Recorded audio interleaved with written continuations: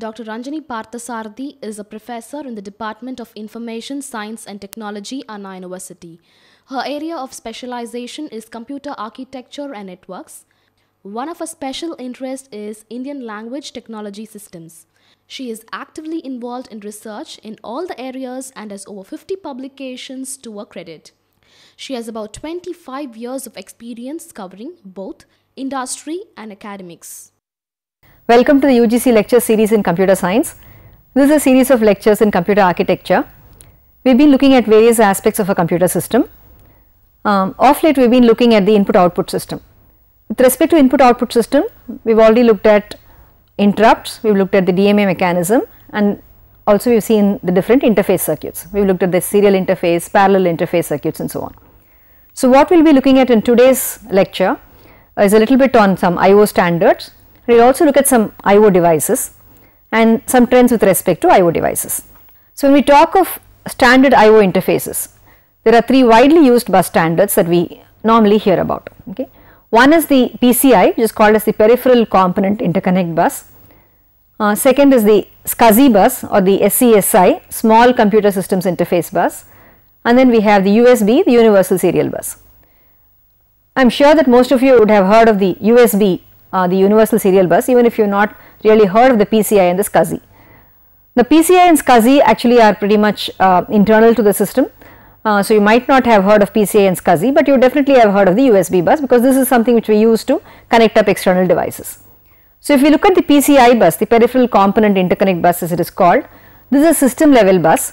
So it is a low cost processor independent internal bus. So processor independent in the sense that different processes could be connected to this particular bus, and you can have different devices connected to this bus so that the processor can talk to the different devices. It is a synchronous system bus which works at about 33 megahertz or 66 megahertz. There are two versions available. And then we have the SCSI bus, which is a small computer systems interface. This is typically used to connect disks and so on. Disks, and sometimes you have SCSI based printers also available. So this bus is a little different from the PCI bus in the sense that this provides you external connectivity. The PCI is an internal system bus. The SCSI is an external bus, so you can have a SCSI cable up to about 25 meters. So it can kind of connect out of the system, and you can have different SCSI based devices which are located outside of your PC, and you can have the SCSI bus connecting up those devices. You have special SCSI cables which are used for that purpose. We have different standards there. SCSI was the original standard, then we have SCSI 2, SCSI 3 and so on. Based on the standard, the data rates at which you are able to do data transfer, the number of devices that you can connect, all these things would vary. We are not going to the details of those, but just that you need to know that these kind of standards exist. In this case, when we are using the SCSI bus, the devices connected are not part of the processor address space, which is why I said this is an external bus. When you look at the PCI, the buses, the different devices which are connected as part of the PCI are normally part of the processor's address space. So here the addressing of the SCSI system itself is considered to be different from the system's address space or the processor's address space. So that is about these two buses, the PCI bus and the SCSI bus. The Universal Serial Bus or the USB ports that we are familiar with, right? The USB ports essentially are ports through which you are able to connecting to the USB bus. What is interesting about the USB bus is that it is a serial bus. The PCI and SCSI are all parallel buses, in the sense that you have number of bits being transferred simultaneously, whereas here this is a serial bus. And the idea of using a serial bus essentially is that you will be able to achieve higher speeds of data transfer with little interference between the different bits that happen actually in a parallel bus. So that is the reason why people have gone in for a serial bus and a complete standard which is based on the serial bus, which is the USB. So when we talk of USB, these are terms that we come across: a low speed USB or a full speed USB or a high speed USB. Low speed typically works at about 1.5 megabits per second, that is the data transfer rate. Full speed is about 12 megabit per second, and high speed is about 480 megabit per second and so on. The way the devices are connected on a universal serial bus is by means of a tree like structure, so that you can have actually a large number of devices connected to a single USB bus. Okay, that is the these are the three standard buses that we see. Now if you look at how these buses typically appear within a system, this picture should give you some idea of how the different devices get actually connected. So let us start with the processor. The processor and the main memory are typically connected by means of a processor bus, and then we normally have something called a bridge. Okay, a bridge is you can look at it as some interface circuitry which is used to connect the processor to the rest of the system. So, normally the bridge itself is divided into a north bridge and a south bridge sometimes, and you have the north bridge being used to connect to the main memory and the south bridge used to connect to the different I/O devices. So, we have a bridge here. This bridge on one side connects to the processor bus, on the other side connects to the PCI bus. So, you can see that the PCI bus is the standard that is being used over here, and to this PCI bus you can have additional memory connected, you can have different controllers that are connected. The configuration that we are looking at here is that we have a SCSI controller that is connected to this PCI bus and also a USB controller connected to the PCI bus. So, the SCSI controller, remember the SCSI is used to connect other external devices. You can use this to talk to a disk, or you can use it to talk to a CD-ROM and so on. So, we have the SCSI bus. So, through SCSI bus we are able to connect to the disk controller and the CD-ROM controller, and through the disk controller and the CD-ROM controller different disks and a CD-ROM is connected. So, you can see the kind of a hierarchical structure that is used over here. So, you have the PCI bus to which the SCSI controller is connected, and the SCSI controller is connected to the SCSI bus, and through the SCSI bus we have different disks different devices connected through their respective controllers. So, disk 1 and disk 2 are connected by means of disk controller to SCSI bus. CD-ROM is connected by means of a CD-ROM controller to the SCSI bus. Okay, this is how the SCSI bus would be connected. Similarly, you can see we have a USB controller here which connects to the PCI bus, and to the USB controller you can have different USB devices connected. It can be a game console or it can be a keyboard, video, all these can be connected by means of the USB controller. Okay. Other than this, of course, we are showing that there is a Ethernet interface and so on. There is also an ISA interface that we are showing over here. This is one of the older standards that were used on PCs to connect up various devices. You can also have an ISA interface connected to the PCI bus, and therefore you can still provide some kind of a compatibility with older devices that would work only with an ISA interface. If you open up your PC or whatever and see, this is typically what you will see on the motherboard. This is again another view of a typical x86 PCIO system. So, I was talking to you about a north bridge and a south bridge, right. So, this is typically what it will look like. So, here we are looking at an Intel Xeon processor. The bus that connects the processor to the memory controller is normally referred to as the front side bus. FSB is the term that they normally use, front side bus. You can see that it works at about 1.33 gigahertz and can do about 10.5 gigabyte per second data transfer. So, these are the kind of data rates that are supported on these fast systems that we have. So, then you have this north bridge. To this north bridge you have the main memory connected. So, the north bridge normally is used to connect to the main memory. South bridge is used to connect to the IO. So, we call this as the memory controller hub, and this we call as the IO controller hub. Okay, that is the south bridge. So, the south bridge you can see will be connected to different IO devices. You have a disk controller that may be connected, different disks can be connected, keyboard, mouse, USB, okay, and then other PCI extension buses can be connected to it. You can have a parallel ATA, which is again another standard that is used to connect CDs and DVDs. So, this can be connected over here and so on. So, this is another typical configuration that we would see within a system. Now, we will take a look at different storage devices and the features of these storage devices. So, we will start with the disk storage, which is basically a non-volatile rotating magnetic storage. If we look at the inside of a disk, what you will actually see is it is actually a series of disks which are arranged together. You can see that each of this is a platter. Okay, there will be a number of such platters which actually form your complete disk. Now, on each platter data is stored in concentric circles that you can see, which are called as tracks. Okay, these are different tracks. So, you have different tracks which are there on a particular platter, and within each track you can see that data is divided into sectors. That is, you split up the entire track into smaller units called sectors. So, on a track you have multiple sectors, and the different tracks of platter, that is track number 1 of platter 0, track number 1 of platter 2, 3 and so on, that together is considered as a cylinder. Okay, these are some of the terms that we use when we talk about disk storage. We talk about tracks, cylinders and sectors. So, track is, it refers to what is, there are different tracks. So, we talk about track 0, track 1, track 2 and so on, and then within a track you have multiple sectors, okay, and groups of tracks together form a cylinder. Okay, this is a term that we normally use. I mean, these are the terms that are used to refer to a particular block of storage which is there within a disk. So, normally we will be referring to a particular sector which is situated on a particular track, okay, or on a particular cylinder to say. Okay, that is how we will identify this. So, if you look at what is actually stored, data is stored in terms of these sectors. Okay, so each, you can look at a sector as a particular block of storage, and so each sector will have the following information.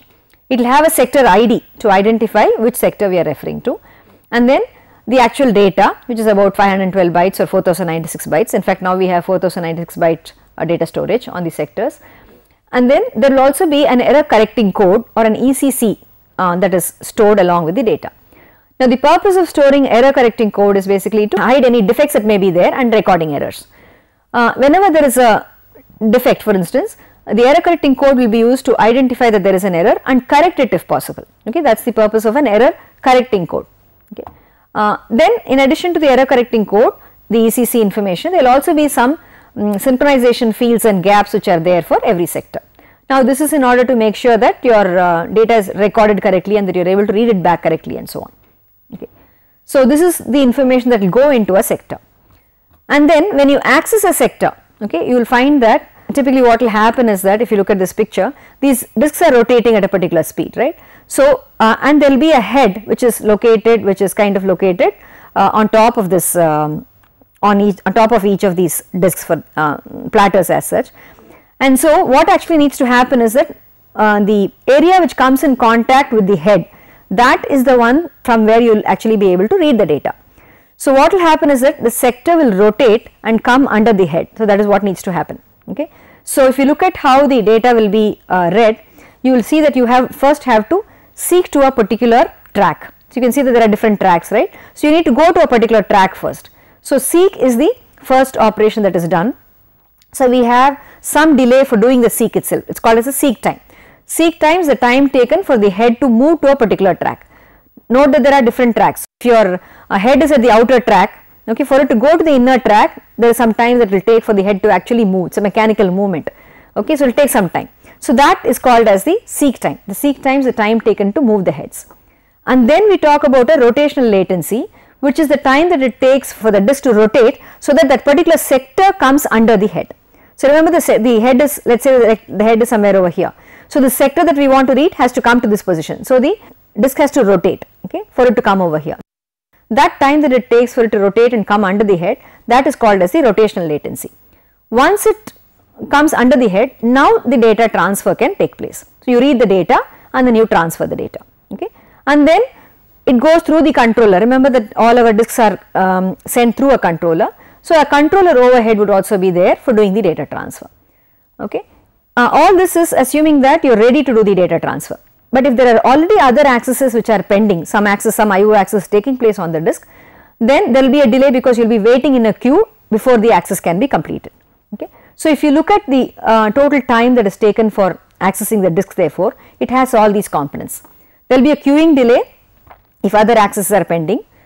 If there are no accesses pending, then of course, we will start with the seek delay. Seek is to move to a particular track position, and then rotational latency for the sector to come under the head, and then the data transfer time, and then any controller overhead time that may be there. Okay. So, all these things put together will constitute the time taken to access a particular data from the disk.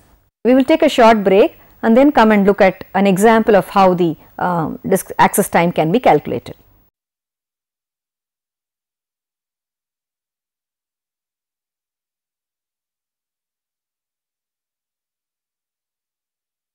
Welcome back after the break. So, we were just looking at how the disk access time can be calculated. So, there are these components that we talked about: queuing delay, seek time, rotational latency, data transfer time, and the controller overhead. So, we will take an example and see how these times actually add up together. So, let us consider an example where I have a 512 byte sector. It rotates at 15,000 RPM rotations per minute. 4 milliseconds is the average seek time. Remember that we are looking at average seek time here because depending on where the disk is currently, right, it may take different amounts of time for it to rotate and come to the correct position. So, we look at the average seek time, and then we are assuming that we have a data transfer rate of 100 megabytes per second, and then there is a 0.2 millisecond controller overhead. Okay. Let us assume an idle disk, which means that there are no accesses pending, so there is no queuing delay. Okay. So, minus queuing delay, let us look at how much time it will take for the access to be completed. All right. So, let us start first with the seek time, right, that is the first component that we looked at, right. So, we have a 4 millisecond average seek time. So, we take that component first, plus we said there will be a rotational latency. Now, rotational latency is the time taken for the disk to rotate so that the position comes under the head. So, now that we have 15,000 RPM, that will come to about 15,000 by 60 to look at it in terms of number of rotations per second, okay. And then average rotational latency, that is it may not take a full round. For instance, if it is nearby, it will come back immediately. If it is at the other end, you will have to wait for a complete rotation. On an average, therefore, we can say that it takes about half a rotation, the time taken for half a rotation we can say is the rotational latency. So, half a rotation it will take, so 1 by half divided by 15,000 by 60, that comes to approximately about 2 milliseconds, that is equal to 2 milliseconds as latency time. So, rotational latency is 2 milliseconds, 4 milliseconds is the seek time. Next thing that we need to look at is the data transfer time.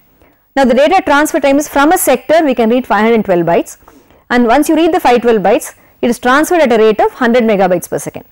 So, 512 bytes at a rate of 100 megabytes per second, right, 512 divided by 100 megabyte per second, that comes to about 0.005 milliseconds as the transfer time. Now, we said that there is a 0.2 millisecond controller overhead, so we add the 0.2 milliseconds as well. So, if you add up all these together, it comes to about 6.2 milliseconds.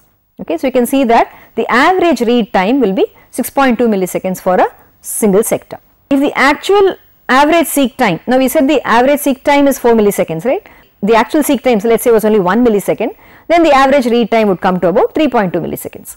Okay, so you can see that there are different components over here, and you can see that the seek time happens to be the largest of these. 4 milliseconds for seek time, 2 milliseconds for rotational latency, 0.005 milliseconds for the transfer time, and 0.2 millisecond controller delay.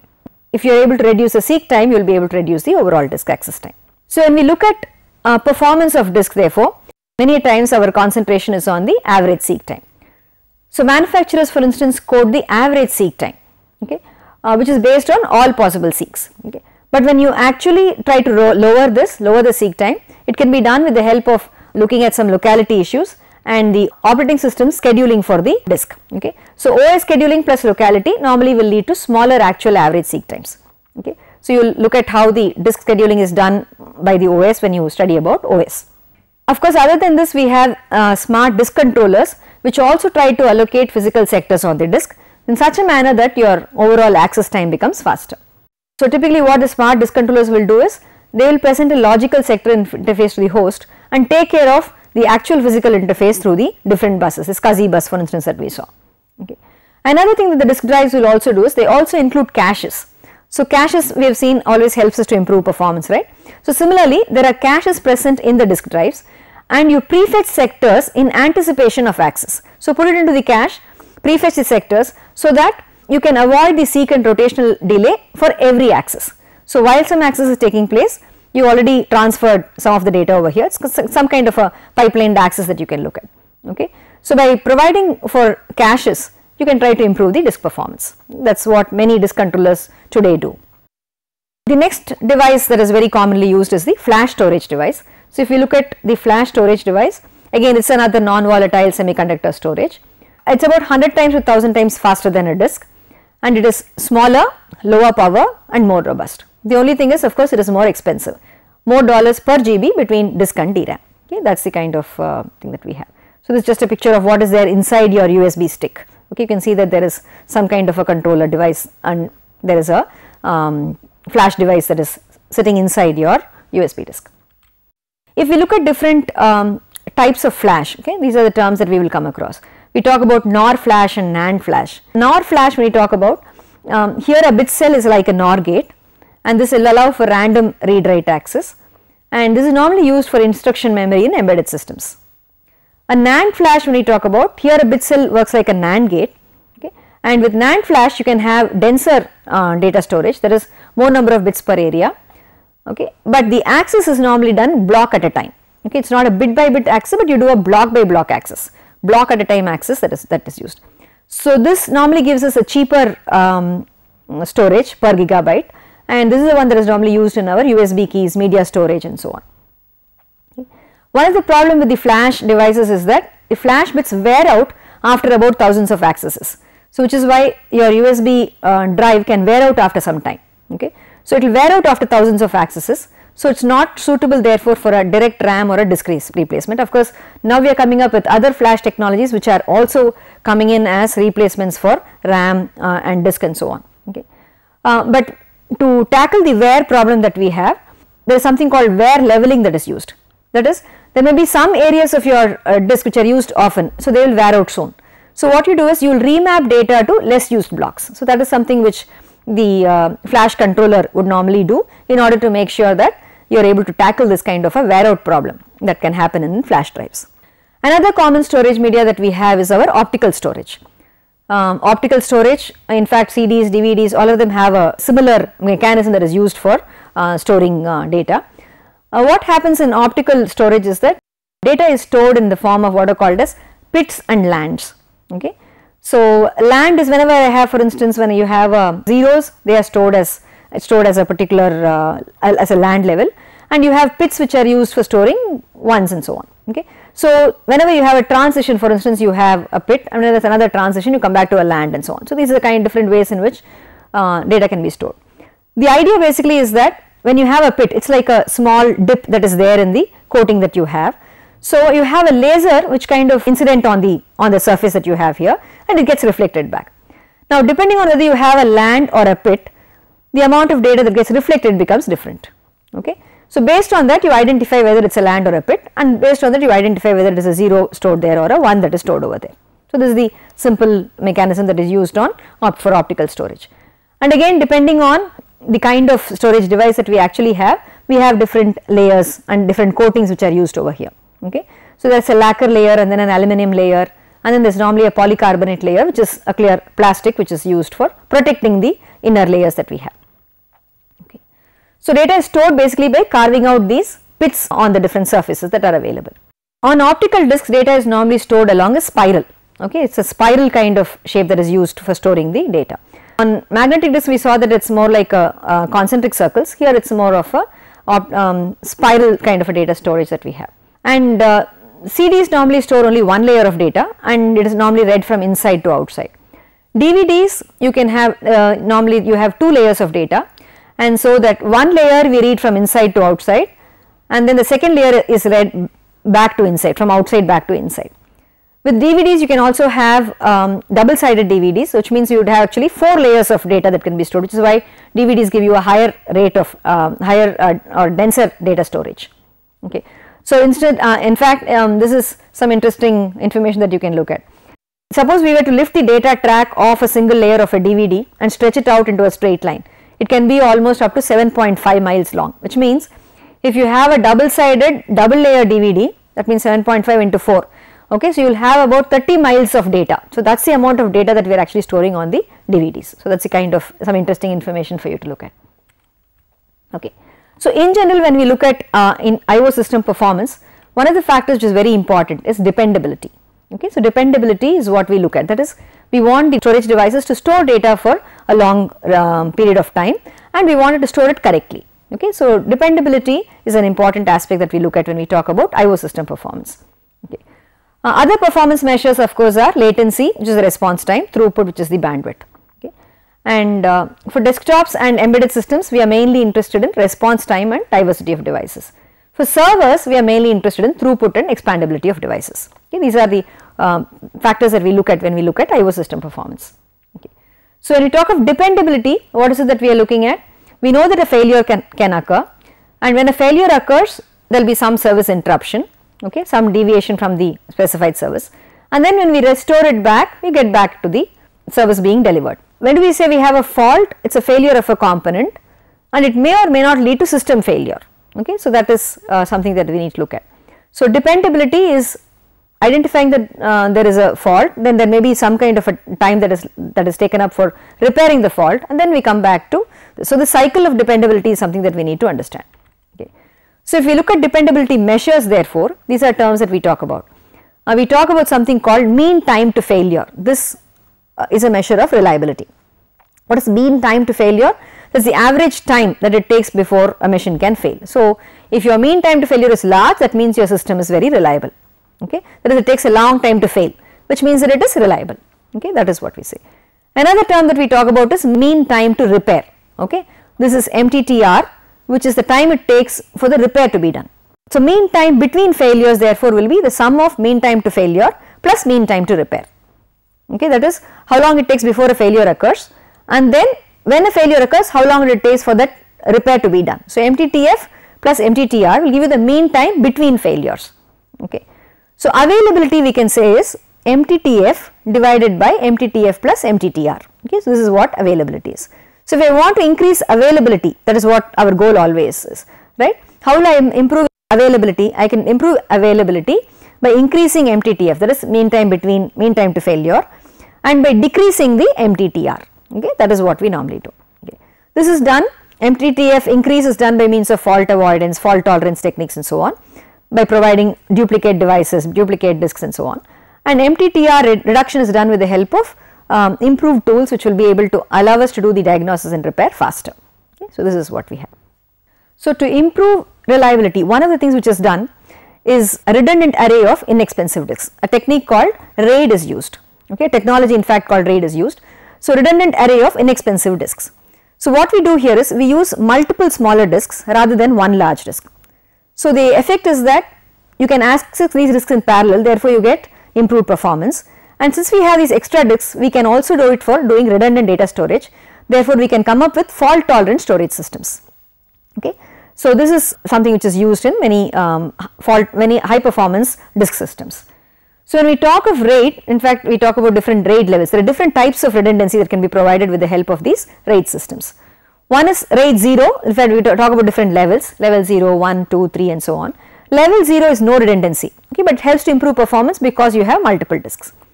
In RAID 1 and 2, what we do is we mirror the data, that is, if there are n disks, another n disk replicate the same data. So, you will write data to both disks, to both the data disk and the mirror disk. If one disk fails, you can always read from the mirror. Okay, that gives you one kind of a flexibility. RAID 2, we use what are called as error correcting codes. So, you will have n disks and you have some error correcting disks. Okay, so 10 plus 4 for instance. So, data is split at bit level across the n disks and the error correcting the ECC is stored in the E disks. Okay, this is a little complex, so it is normally not used in practice. The other option that we have is a bit interleaved parity. All of us know about the parity mechanism. So, we store parity information on the redundant disk. This is also not really used widely. One that is widely used is a mechanism called a distributed parity. Okay. So, what we do here is we use n plus 1 disks. Okay. There is n disks for storing the data and 1 disk which is used for storing the parity information. Okay. So, what we do in this RAID 5 is that you store your data spread across different disks 0, 1, 2, 3 and so on, and then the parity of these disks, right, of this information P0 is stored on one of these disks. Okay.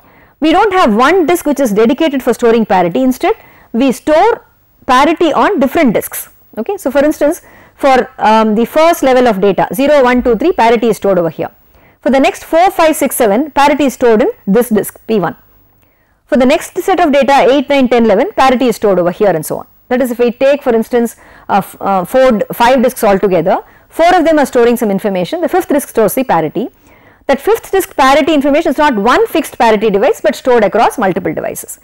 With this, what happens is that you can reconstruct the information if one disk fails, and even if one disk fails, it is not that entire information is lost, because the parity information is stored across disks, the reconstruction can be done in a better manner. So, this is called as a distributed parity mechanism which is used on RAID. So, to summarize what we have looked at today, we have looked at different bus standards, we looked at PCI, SCSI and the USB bus, and we looked at some storage devices, how data is stored on disks and so on, both magnetic disks and optical disks. We also looked at the RAID, which is a redundant array of inexpensive disks, which is used to improve performance and reliability. Okay. A set of questions to look at what we have done today. Question number 1, what are the functions of PCI and SCSI? Question number 2, list the factors that determine the access time for a magnetic disk. Question number 3, how is data stored on optical disks? Question number 4, what is the idea behind RAID? Question number 5, how does RAID level 5 work? Question number 6, what is meant by MTTF? Thank you.